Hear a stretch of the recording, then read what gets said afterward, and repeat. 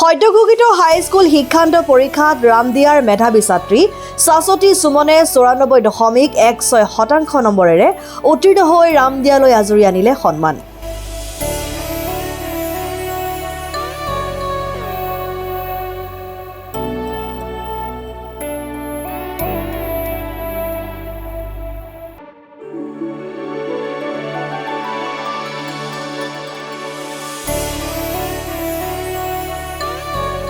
একাগ্ৰতা, নিষ্ঠা, সাধনা আৰু আত্মবিশ্বাস থাকিলে পৃথিৱীত অসম্ভৱ বুলিবলৈ একোৱেই নাই।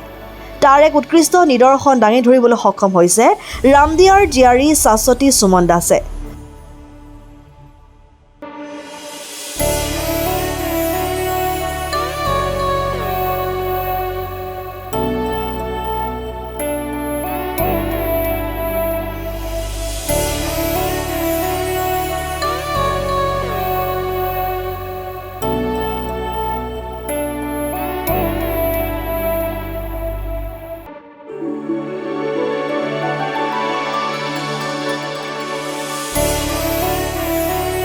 সদ্যঘোষিত হাইস্কুল শিক্ষান্ত পৰীক্ষাৰ ফলাফলত ৰামদিয়া অঞ্চলৰ অগ্ৰণী শিক্ষানুষ্ঠান শংকৰদেৱ শিশু বিদ্যা নিকেতন ৰামদিয়াৰ পৰা অৱতীৰ্ণ হৈ বঙালতোলা নিবাসী বিশিষ্ট সমাজ সাংস্কৃতিক কৰ্মী অমৰেন্দ্ৰ দাসৰ দুহিতা শাশ্বতী সুমন দাসে আটাইকেইটা বিষয়ত লেটাৰ নম্বৰসহ 94.16% নম্বৰ লাভ কৰি ৰামদিয়া কেন্দ্ৰৰ ভিতৰত সৰ্বাধিক নম্বৰ লাভ কৰি সমগ্ৰ ৰামদিয়ালৈ গৌৰৱ কঢ়িয়াই আনিবলৈ সক্ষম হৈছে।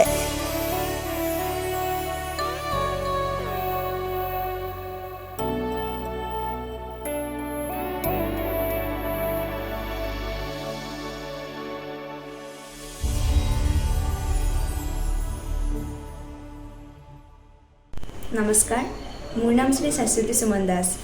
মই হাইস্কুল শিক্ষান্ত পৰীক্ষাত শংকৰ বিশ্ববিদ্যা নিকেতন ৰামদিয়াৰ পৰা 94.16% পাবলৈ সক্ষম হৈছোঁ। আচ্ছা শাশ্বতী, তুমি কি বিভাগত নামভৰ্তি কৰিবা? মই বিজ্ঞান শাখাত নামভৰ্তি কৰিম বুলি ভাবিছোঁ। ভৱিষ্যতে কি হ'বলৈ আশা কৰা? ভৱিষ্যতে মই এজন ভাল প্ৰবক্তা হ'ব বিচাৰোঁ। Thank U. কাৰ পৰা তুমি অনুপ্ৰেৰণা পাইছিলা?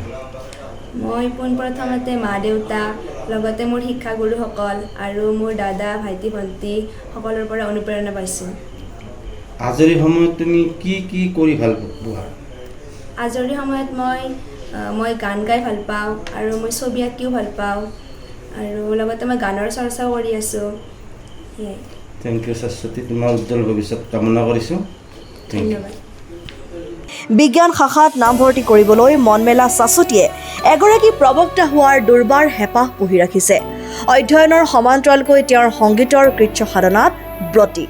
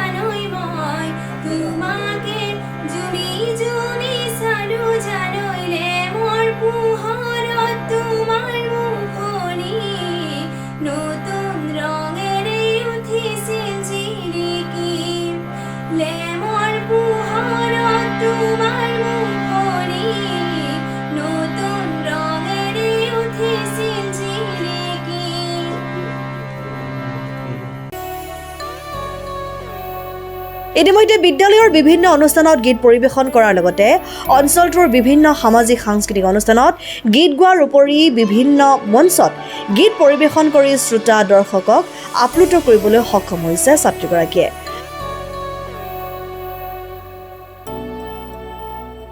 হাজোৰ পৰা অনামিকা কলিতাৰ ৰিপৰ্ট, ডেম'ক্ৰেটিক আছাম।